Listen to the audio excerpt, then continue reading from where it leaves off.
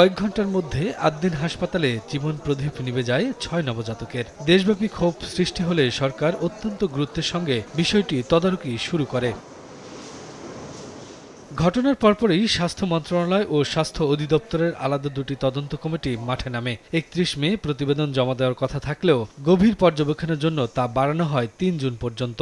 প্রাথমিক অনুসন্ধানে post delivery ও post operative ওয়ার্ডে বাতাস চলাচল ব্যবস্থার সীমাবদ্ধতা ও পরিবেশগত ত্রুটি মিলেছে। ধারণা করা হচ্ছে শীতাতপ নিয়ন্ত্রিত যন্ত্র দীর্ঘ সময় বন্ধ থাকায় অক্সিজেনের ঘাটতিতে শ্বাসকষ্টে মৃত্যু ঘটতে পারে শিশুদের।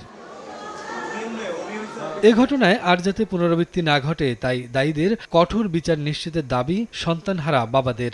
এটা তদন্ত চলতে আছে মেডিকেল কর্তৃপক্ষের গাফিলতির কারণে আমার সন্তান হারাইতে হয়েছে।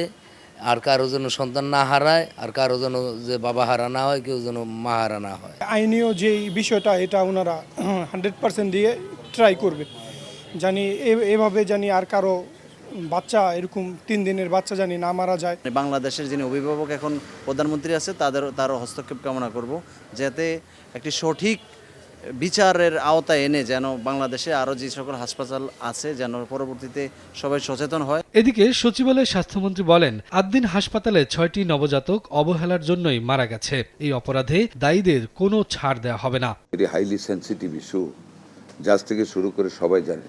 যদিও আবেগতাড়িত হয়ে জাজ সাহেবরা রায় দেবেন না, but it is the reality যে 6টা বেবি সম্পূর্ণ অবহেলার কারণে মারা গিয়েছে। এবং রাজুকও যে রিপোর্ট দিচ্ছে সেটাতে টোটালি আনঅথরাইজড ইন্টারনাল স্ট্রাকচার। সব কিছু বিবেচনায় আমার মনে হয় না এই মামলায় তারা কোনো বেনিফিট পাবে বা এই অপরাধে তারা কোনো ছাড় পাবে, আমার মনে হয় না। হাসপাতালের নানা অনিয়ম ইতিমধ্যেই সামনে এসছে। প্রতিবেদন নিয়ে সন্দেহের সুযোগ নেই বলেও জানান তদন্ত সংশ্লিষ্টরা।